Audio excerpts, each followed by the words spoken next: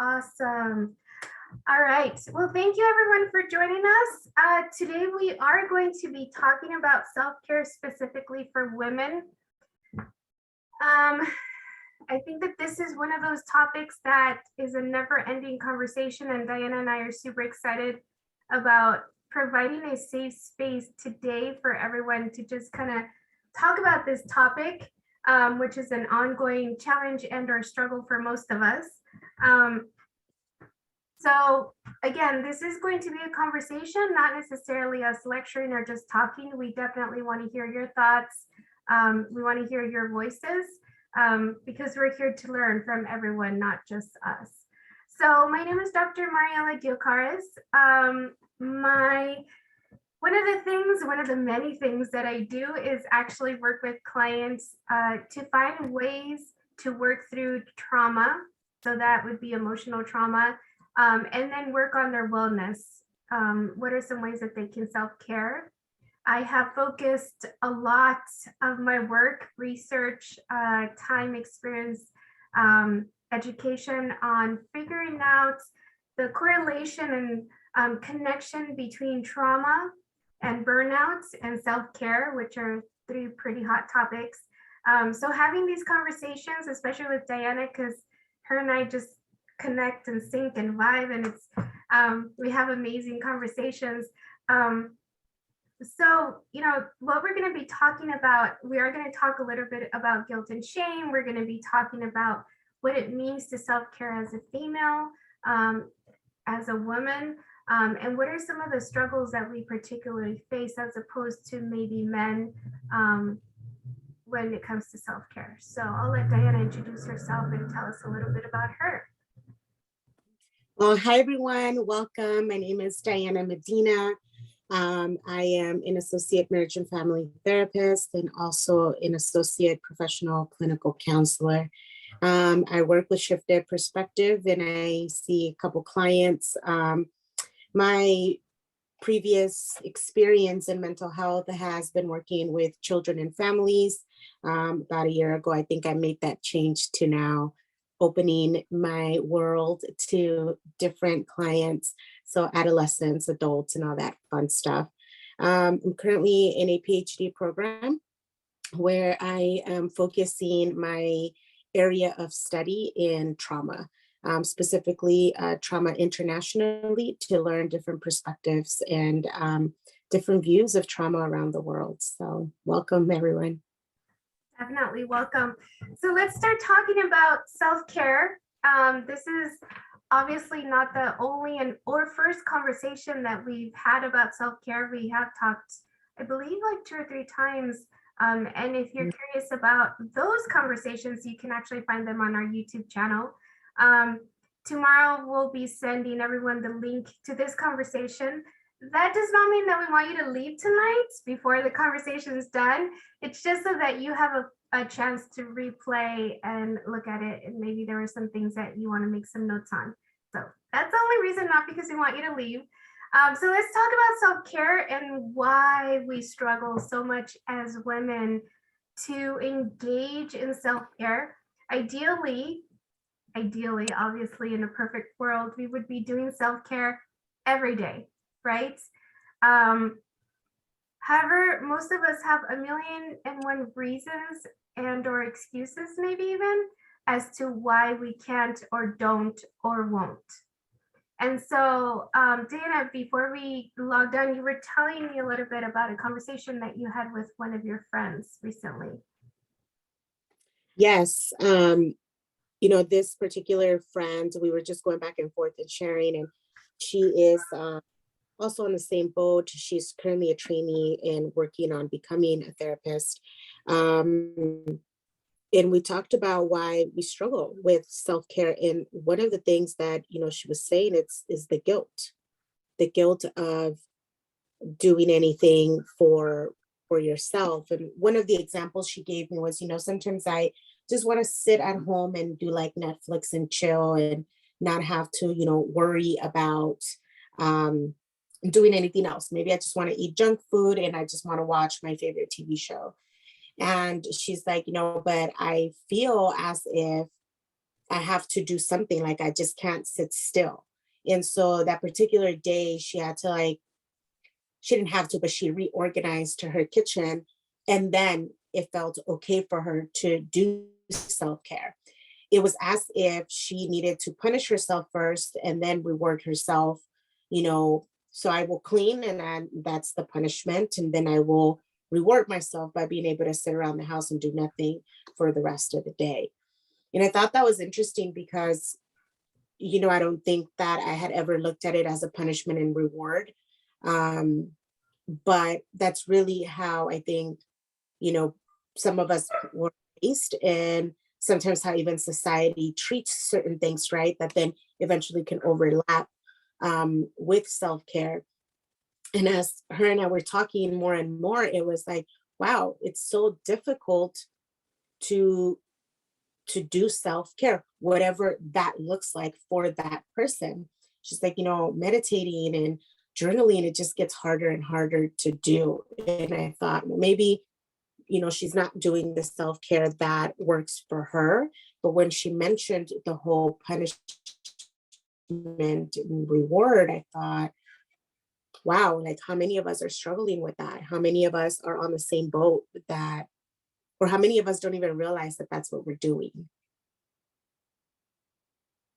And I thought that was very powerful and very telling. So, I wondered for some of the people that are here, and I see you just put it on there, but what are some of the reasons why we don't do self-care? And I know research shows, right, different reasons of why. Um, you know, it could be cultural background, it could be the fact that in society, women are the caregivers, or the caretakers, or the ones that take care of everyone, the household. If you're a mom, then you're taking care of mom. If you're taking care of kids, I'm sorry. If you're married and you have children, then now it's husband and children and all of those things. And so we're looked at as caregivers, and caregivers tend to put their needs last, not first. And then it becomes, this whole idea of viewing self-care as more of a desire, or like a want, more like A prize that we have to win, right? yeah, At the end yeah, of the day, if you like reached your quota of everything that you had to do, or you checked everything off your checklist for the day, then your reward is to do self-care, right? And a right, lot of us forget to put self-care as one of the things that we actually need to do, not as a yeah, reward, but as an actual need to do, mhm, right? And you brought up a really good point. I think that culturally there is um, a huge aspect of conditioned behavior. I strongly do believe in that, right? We have been conditioned, especially as women, and I don't speak for all women. I can only speak for myself and the Latino culture, but it's about putting everybody else before you, right? You make sure that the kids are fed, you make sure that your partner's taken care of, you make sure that the house is clean, that you've cooked dinner, that you've done all the chores, that you've done all of these things. And yes, most of us, not just do we have that list of things that we need to do, but we also work full time. We run businesses. We go to the office, and we're full time or part time or however. And so at the very end of your day, the only thing you really just want to do is just crash. There is no motivation. Like people are sharing in the chat, there is no motivation at the end of the day because you have literally given away all of your emotional resources, all of your physical resources, and there is absolutely nothing left for you. And so then there's that guilt and shame of, well, I should have done self care because, it's supposed to help me balance things out better, but we don't do it because we have no energy to do it. Right. right, right. And then I liked, how somebody in the chat said, I tend to put others' needs first. And it's exactly what, what we read, what we see, right? And even some of our clients, that the the need for self-care becomes one of the last things on your list, on your to-do list, right? not one of the first things. And one of the things I read that I thought was eye-opening. It's something so simple, right? But yet just so eye-opening. We look at self-care as something fancy, something I mentioned earlier, something more like a want, like a desire. So, oh, we got to go to the spa, or we got to go and, do this amazing yoga class in order to relax and whatnot.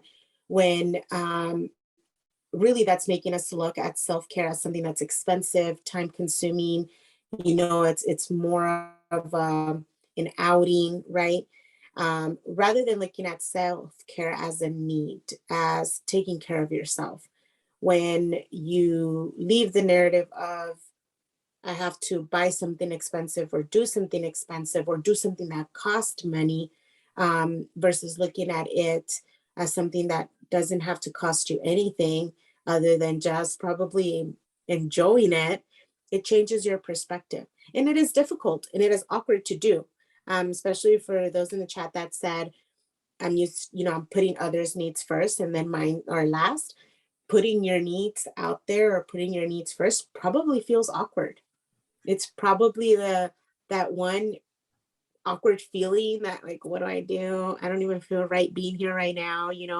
I should be doing this for that person or doing that for that person, or doing this because the house needs it, right? My mom actually said something that I thought was very interesting. My mom enjoys spending time with her family. She loves it. She loves spending time with her sisters, especially her mom is out here right now visiting, and so she loves it. She just loves it, right? And so then one day she says, I don't think I'm gonna go because I just have to clean the house before I leave, and I just have to leave everything ready. And I said, well, why? And she's like, well, if I don't clean it, like, I can't go. Well, okay, but why? Why do you feel that way? I said, the house always needs to get cleaned. Mhm. It needs to get cleaned today. It needs to get cleaned tomorrow. you Yeah. know, it's always gonna need to get cleaned. Now, don't get me wrong, I'm not saying don't clean your house, but I'm saying if you've done what you could, right? Whether you clean it then or whether you clean it 2 hours later, you're still gonna clean it. Whether you clean it today or clean it tomorrow, you're still going to clean it. So if it's between cleaning your house and going and doing one of the things that you enjoy doing, go do that thing that you enjoy doing, because you're going to come home and clean the house anyway. Well, it's So also going to be when a it motivational tool as well, right? right, Because right.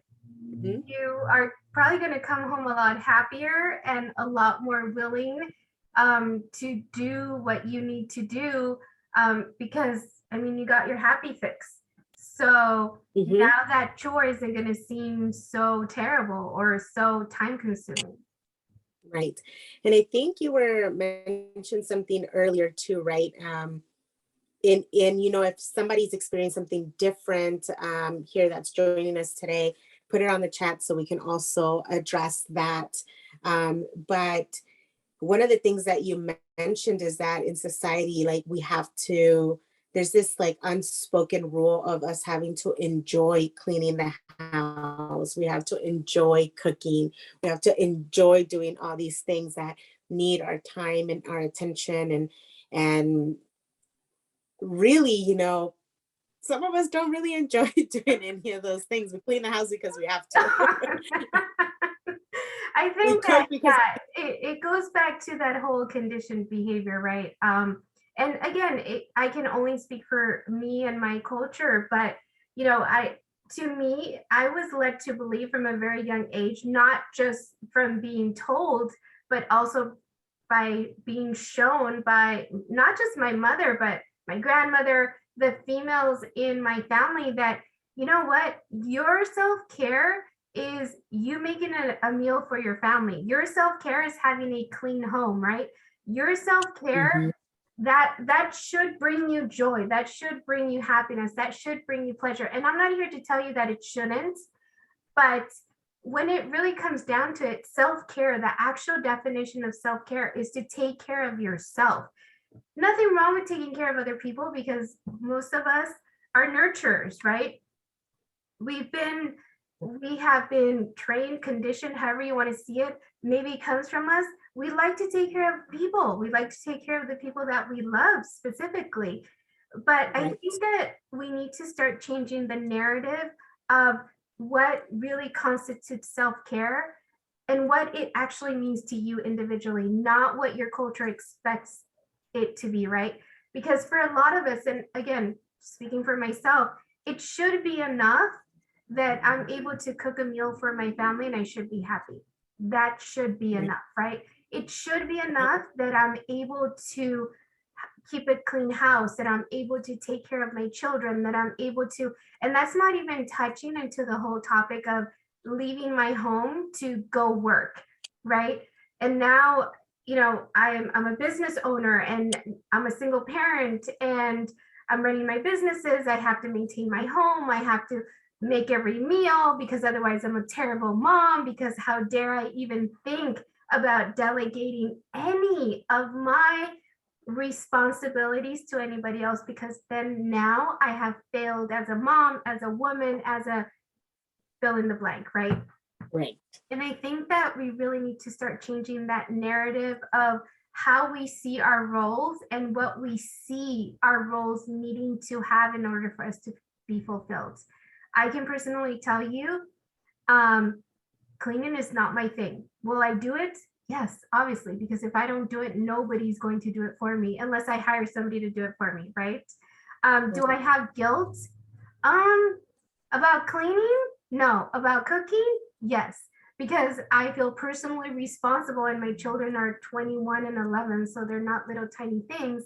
I feel personally responsible that I need to provide them a nutrition, balanced, home cooked meal for every meal, which is really unrealistic because my joy, part of my self-care, and I know that Diana yells at me about this, I love what I do. My job Mhm. makes me happy. Should I call it self-care? Probably not. I have No. a sometimes unhealthy relationship with the work that I do because I tend to work a lot. Um, but these are all, and I know that you guys can relate, these are all plates that we all have in the air that we have been led to believe we constantly need to have them be perfectly balanced. And most Right. of us, when we don't, the first thing that we let go is our own self-care, is our joy, is the things that bring us joy and pleasure and balance, because it's easier to let us go, our self-care go, than it is to have somebody say, well, you know, instead of you cooking a really great meal, you went and, you took an hour away from that to go read a book that you really wanted to, which in reality was really self-care. But it's changing that narrative of making it okay for us to go do those things in the name of self-care. Because we a lot of times for us, and it's one of the reasons why Diana and I are actually in business, is the same thing when people go to counseling, right? Most people don't go to counseling because they're being proactive. Most people go to counseling because they're being reactive to a situation, right? Right. Especially when it comes to marriage counseling. Literally, therapy is usually the last resource, right? You very rarely hear somebody say, yeah, I'm going to counseling because I want to be proactive and I'm trying to get these coping skills before this terrible, huge situation comes on. Usually it's something terrible happened and now I'm going to counseling. And so Right. I think that a lot of times we need to stop seeing self-care as a reactive behavior and have it really be, because in its true form, it's a proactive behavior, right? It's helping us have that balance. It's helping us be able to cope with the 5 million plates that we have to balance every single day. Yeah. And if there's anybody, in the group today that's from a different culture but experiencing the same things, or different culture, in experiencing different things, please share. We love to learn. We love to know, what it is that others are facing when it comes to self-care. But I like, Dr. D, what you just mentioned, right? If we are not proactive with our self-care, Usually the reactive consequences, we're in the hospital for high stress, we take a leave from our job because of stress. We may be dealing with more anxiety or possibly depression because of it. And then we start to possibly pay attention to some of the things that possibly could be going wrong. And and I think, that's major, like to see that as a consequence, as the reactive piece is a little scary, because it's not until we're not feeling well or something's wrong, then we start to look within and say, well, what do I need to do to get better?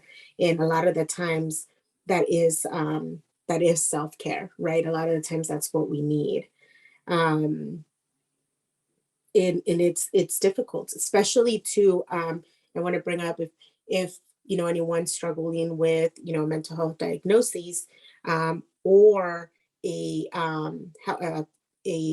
health diagnosis, that can also, right, make it a little bit more difficult to experience self-care. Is There's just so many things, right, that can make it difficult to want to do self-care, and to actually even think about self-care. And I want to say, one of the things that we were talking about earlier, Dr. D, when it came to self-care, is we struggle so much with it, right? Like, it just becomes something that we don't necessarily think about, like, okay, we're gonna work for 6 months, 20 hours a day, and then maybe we'll take a vacation. And then that was our reward. It's like, what? No, we need to take self-care every single day, right? Every single day, we need to try to do something that works for us. We need to have these conversations. We need to talk about it, because if we have a healthcare diagnosis or a mental health diagnosis that is preventing us from self-care, we may have a harder time seeing these things, seeing that we're not caring for ourselves, seeing that we're not attempting to listen to our bodies. And I know we talk about listening to our bodies a lot, because I tend to not listen to my body sometimes.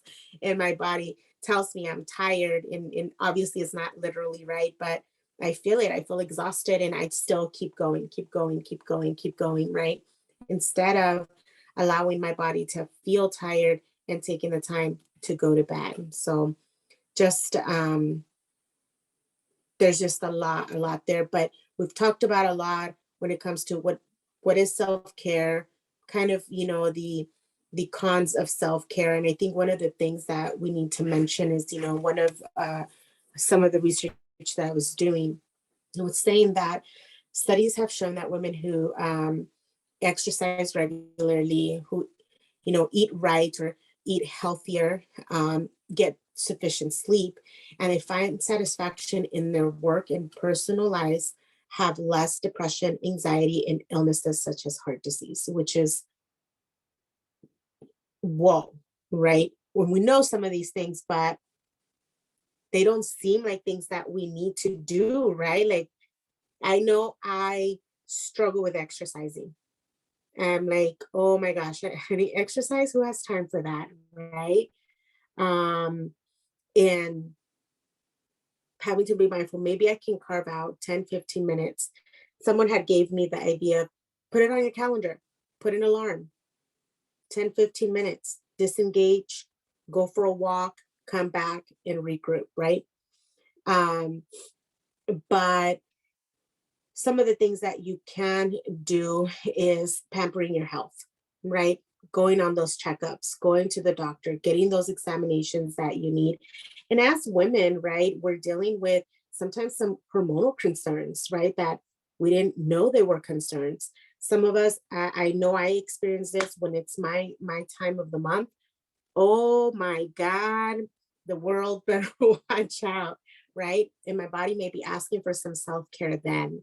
Um, if some, have experienced pregnancy, maybe there's some things that were dealt with at that point. Um, Getting enough sleep. I don't know on the group chat how many hours of sleep you all get, but probably not a whole lot. And our bodies need the sleep, right? They need to be able to nourish. And one of the ones that I really loved that I read was Time Out for Fun. Like, I've never thought of, okay, I need a timeout and go and have fun, right? Like, I've never looked at life that way. But watching a favorite movie, you know, maybe doing something that you like, maybe something that's going to make you laugh, maybe something that, you know, is easy to do, kind of just calms you down. Easy things, right? You can watch, your favorite movie in the comfort of your home. You can read your favorite book in the comfort of your home. Um, and I mean, and I am an advocate for this. I don't know, Dr. Dia, if you are as well, but don't go on your phone and go on social media for self-care because I have to, oh, hold on. Oh, well, look what she posted. Oh, no, no, no, no, no. Don't do that because it needs to be time where you take away. Social media can be a lot of fun, right? I know TikTok is like, it's really funny. You see a lot of funny things on there, but it's deeper than that, right? It's really taking that time to disengage. I know there's a few things here on the chat. I think that one of the things that, and Jenny brought it up, I think that you have a really great point is we do live in a culture where we constantly need to be busy. It's almost like we have to have our badge of honor, like our badge of worthiness is how busy you are, right? And I think that a lot of times we forget that there's a huge difference between being busy and being productive. You can be very busy and not be productive at all. And that's not necessarily a healthy balance. And so when we have these expectations that we constantly need to be busy and we don't set that time apart to just sit in silence or sit with our feelings or just sit without doing anything, um, that's almost like a foreign concept for a lot of people. I mean, Diana knows I absolutely hate social media, and the only reason why I have it, I don't even have it. I have it for my businesses. Um, but social media again, like Diana said, there's positives and negatives, but it's very easy to go down a very dark rabbit hole and emerge hours later and wonder where the time went, right? Just like in everything, it's about moderation. It's about, really what makes your soul happy. Does social media truly make your soul happy, or maybe taking that time out to just be quiet? I know that personally I crave silence. I crave, being having giving myself permission to say, you know what, I'm going to put my phones on silent for 30 minutes and just read. But not something that I have to read for work or to become better, but something that I truly enjoy, regardless of how smutty it is, how much of a guilty pleasure it is. It's something that I enjoy doing, right? The other aspect of it is that in our culture, we have been led to believe that everything we enjoy has to turn into some kind of hustle or money making situation.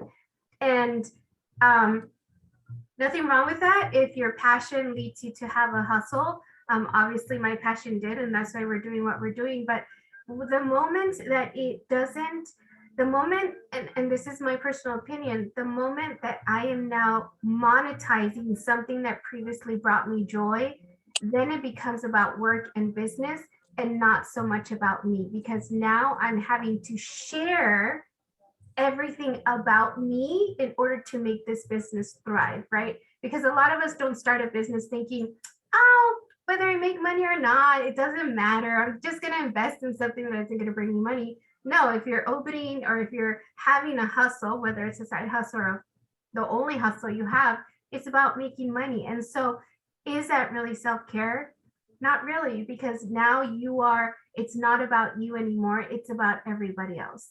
And so, that always being on the go, one of the things that I think that we forget is that before we became basically permanently attached to our electronic devices, we had more moments of silence. We had more moments of disconnect. Our leash to other people wasn't as short. Because if you really think about it, most of us have almost a non existent leash to our loved ones because they constantly have access to us, right? They are constantly able to get a hold of us, regardless of where we are. Most of us take our phones into the bathroom, which if there's anywhere where there should be silence, it's in there. But we take our phones to the bathroom, right?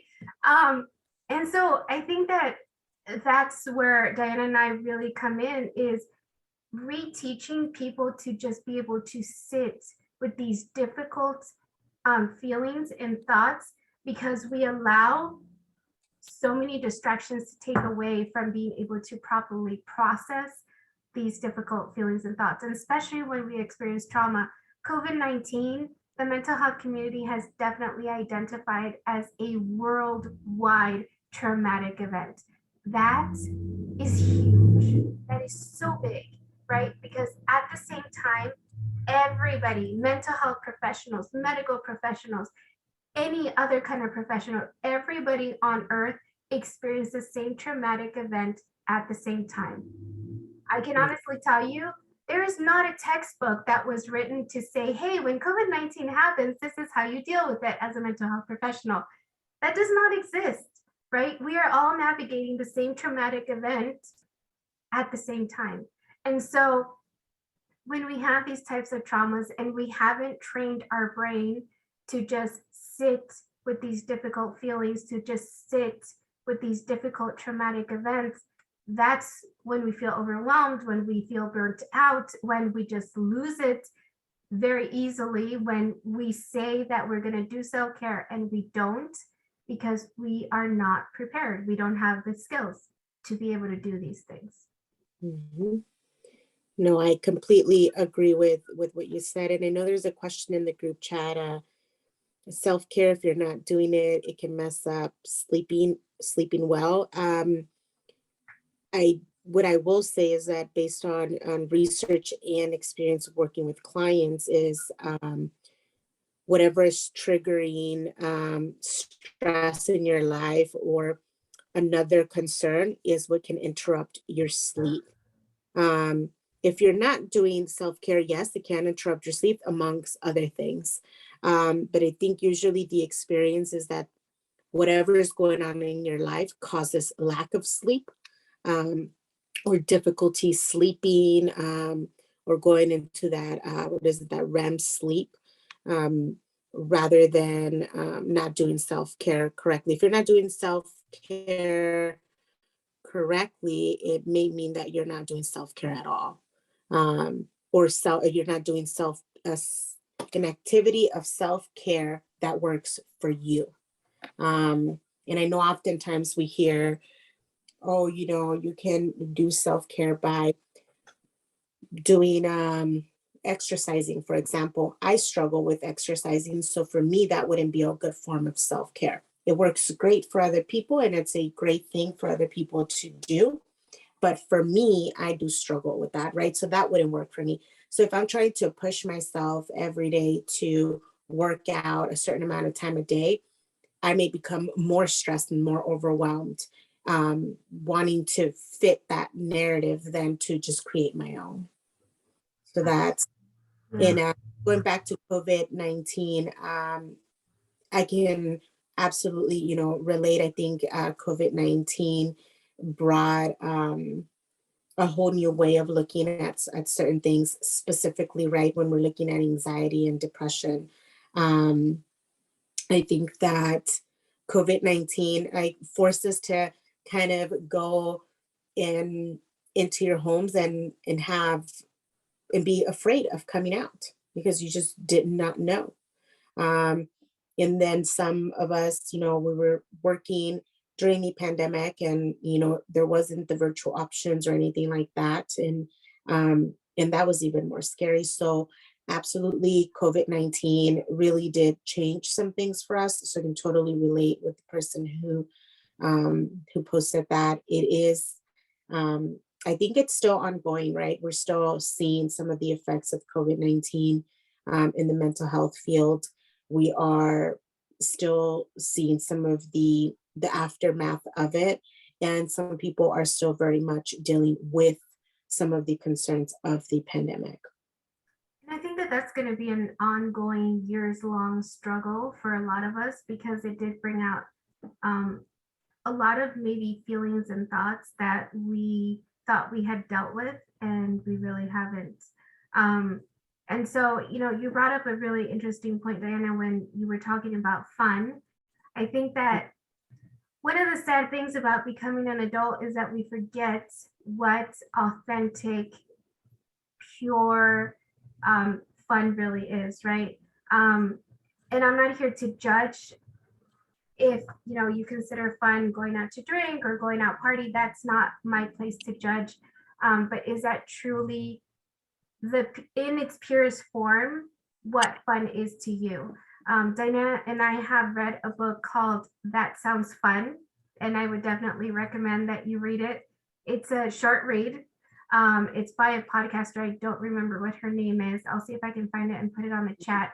But one of the things that the book is talking about is that, number one, as adults, we forget what it is to have fun.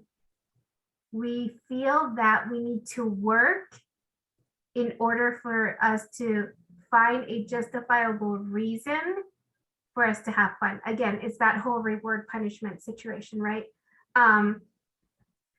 Think of it this way, like you were saying, you work crazy hours for 6 months, and then you want to take a 1 or 2 week vacation, and all you really want to do during this vacation is sleep, because you have literally burnt yourself out and you have no energy to do any of the fun things that you thought you were going to be doing on your vacation. And so, Right. A lot of times, and I know that when I work with clients on this, it's let's rediscover what fun means to you, right? And as an adult, we have so much more liberty than we did as children, because we can give ourselves permission to explore those things that, when you were growing up, you were like, yeah, when I'm an adult, I'm going to try this. Or, when I have money, I'm going to try that. Maybe it's going to do paintball. Maybe it's going to a rage room. By the way, I haven't gone, but all good things. I hear about it and I'm super curious about it. Maybe it's having amazing sex. I don't know what your fun is. The only one that really knows what is fun to you is you. But do you know what is fun to you? Or do you think that you know, but it's not really fun? Right? Yeah. For instance, like you were talking about exercise. Exercise to me is not fun. Fighting for my life every time that I try to do some cardio is not fun at all. Do I do it? I do it because I want to stay healthy, but not because it's fun, right? And so definitely I would challenge you to figure out what is fun to you, not what is fun to your family, not what is fun to your kids, not what is fun because everybody else has said that it should be fun, but what is fun for you, right? And it can be as silly as, I was talking to a friend the other day and he was like, hey, when's the last time you went roller skating? And I was like, wow, not since I was like 12. And he's like, do you remember what that's like? And I was like, oh my goodness, that was so much fun. Obviously a whole different era in my life, right? But just thinking about it, it brings you these feelings of pleasure, and you remember that how much fun it was. It truly, really was. And so one of the things that I would ask you to do is think back on the last time when you had fun, like actual fun. What was that like? Where were you at? What were you doing? Who were you with? And again, it's about the simple things. It probably was something very simple. People are putting in the chat, cooking games on iPhone or iPad, long talks and laughs with your sister. Absolutely, yes. There are some people. I know that when Diana and I get together, and we're trying to be more mindful about getting together at least once a month. When Diana and I get together, our conversations are like 2 or 3 hours long.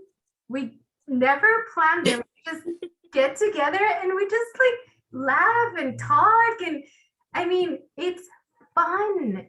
These are things that feed my Yeah. soul, right?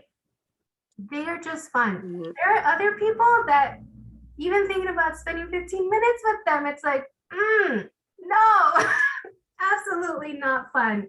So again, who are the people that bring you fun? Who are the people that bring you joy? Who is somebody that you can just sit there for hours and hours and you just talk about anything and everything and it's fun. And I think that's what we need to rediscover for sure. Yes, I completely agree with that. And I challenge, the women that are here today to put it on your schedule.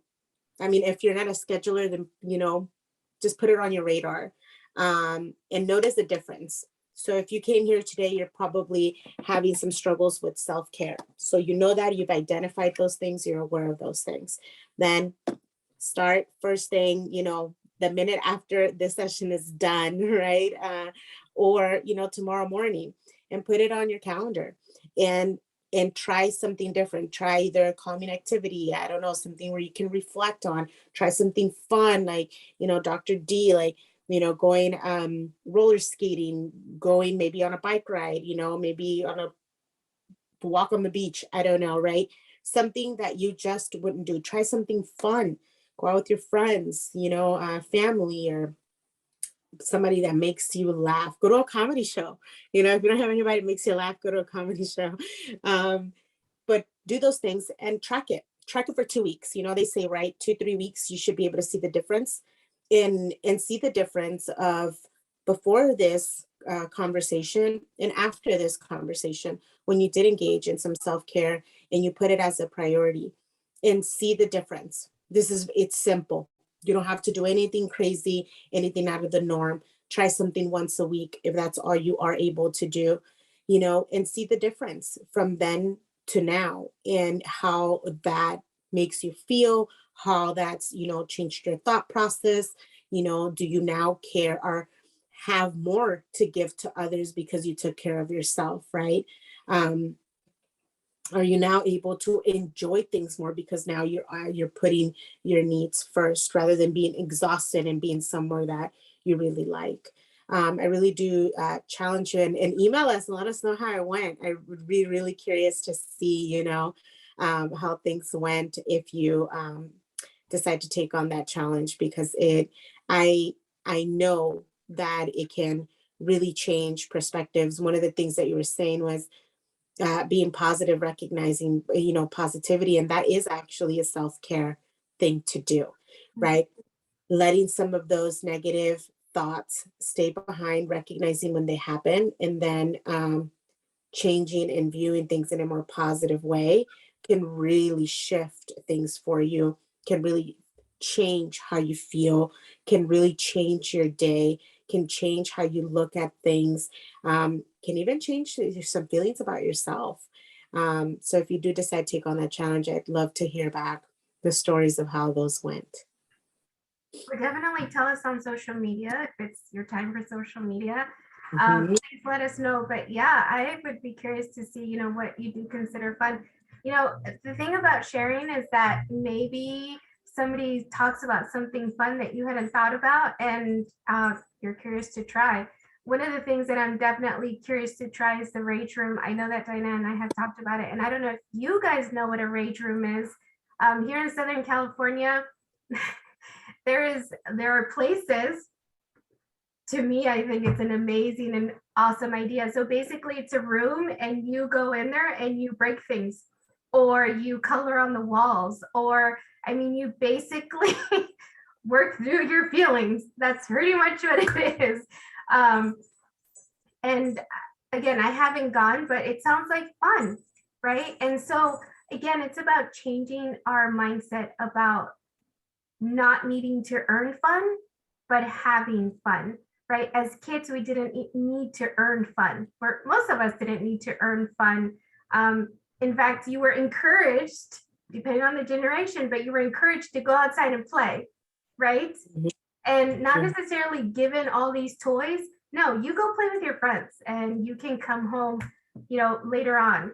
That is play. When is the last time that you played? When we think about fun, think about play. When is the last time that you played? I can't think about the last time that I played because I have that mindset of, well, I need to do, I need to work, I need to cook dinner, I need to clean, I need to make sure that my kids are in bed, and then I can think about playing. And by then, it's not going to happen. I'm too tired. If I had a partner and I considered having phenomenal sex as play, it's not going to happen. And that's a lot of reasons why couples come to see us, because there is that sexual disconnect, because there's usually one partner that is just so overwhelmed, and we consider sex to be fun or play that we have to earn, and that's why sex, phenomenal sex, amazing sex, earth-shattering sex is not happening, and we're not having these conversations with our partners because we deal with that guilt, with that shame, with that burden of responsibilities that we don't address. Right. Completely on board there. It is so important. And I really, I think I'm just going to take on the challenge, today is May 10th. We'll update you on our social media. So if you don't follow us, go follow us on Instagram. And I think it's under Shifted Perspectives Consulting. Follow us so that we can give you an update. And Dr. D, I don't know if you're going to jump on board, but I think we should jump on the self. Yeah. So give an update, and please, share what you did as self-care. I think, as women, we have a lot on our plate, and we need to learn to put ourselves first. And that can be a difficult thing to do.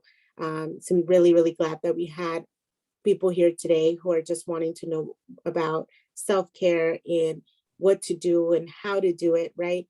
And I believe that when we come together and join on things like this, then eventually we start learning things and changing things in our lives that change things for our next generation, so that they don't experience as much burnout, they don't experience as much stress or being overwhelmed with things that happen in our everyday life, and they put self-care first. Absolutely. Yeah. So I'm curious to see, and if you guys want to put a thumbs up, how many of you are willing to accept Diana's challenge? For sure, I definitely want to do it. If you're interested, curious to see, you can put it in the chat or just put a thumbs up by your name.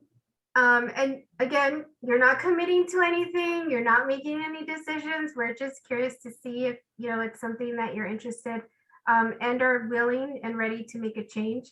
Thank you for those of you that have. Just again, it's rediscovering about what it means to play, what it means to have fun, because then when you start thinking about self-care, it's going to be easier for you to say, hey, this is something that I can do for self-care, right? Because you have rediscovered what is definitely fun for you. And I think that a lot of times we get overwhelmed on how we should self-care as opposed to how self-care works specifically for me. Right. And that is definitely a very personal journey that you need to take and dedicate time to, because if you really think about it, Diana, you were talking about, expenses and costs to self-care, but if you are, and I know that you are, as a woman, as a mother, as a sister, as a daughter, whatever it might be, you are investing not just financially, but emotionally, physically, spiritually in other people, right? We all do this. Why are we not investing in ourselves? Right. Right. For that loved one, whether it's your child, your spouse, whomever it is, you would spend this money, right? Without hesitation. Right. So why do we hesitate to spend this money, this time, why do we hesitate to make this investment for ourselves, right? So again, I want us to start rethinking. I want us to start changing the narrative of how we see self-care specifically as women, because like Diana, you said, we have, as it is, being a female brings on so many challenges. We don't need to add to those challenges. If anything, let's normalize these conversations about, you know what? I connect with you. I feel with you. I understand that it's a struggle, but let me be that support. Let me be that cheerleader. Let me be that safe space like we're doing today for us to have these conversations without any guilt, without any shame, without any judgment about, you know what, let's give ourselves permission to have fun. Let's give ourselves permission to play. Yeah. And it looks like Chantel had a lot of ideas on how to have fun. I cooking games on the iPhone, the iPad, long talks and laughs with your sister, watching your child play sports, bowling and card games, and water Zumba is great. So maybe those are some things that work for other people. Absolutely. So any last thoughts, any last questions from our participants? Any last comments that they'd like to make before we make our final, we share our final thoughts and questions, or just thoughts? And you can just open up your mic and your camera if you'd like.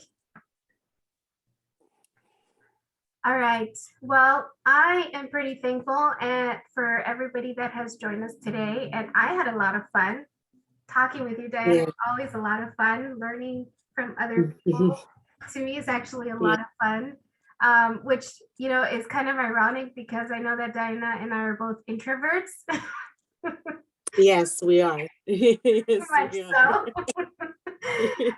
We are introverts, but we do better when it's a one-on-one, or how we have today, it's a 6-on-1 conversation.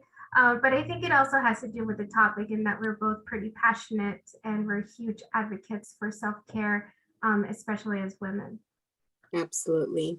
Well, thank you all for joining today. We really appreciate having you here. If you don't already follow us on social media, please make sure to do so. We have a lot more of these conversations coming up on many different topics. So feel free to check those out on Eventbrite, or if you saw this on Facebook or Instagram, stay connected so that you can see what other chats are coming up next. Thank you so much to everyone. I hope you have a great evening, night, or morning. I'm not sure what the time zones are, but we definitely hope to see you in our upcoming webinars, master classes. And if you have any suggestions about any topics, we would love to hear about any topics. But thank you, and we hope to see you soon. Have a great night, or morning, or afternoon.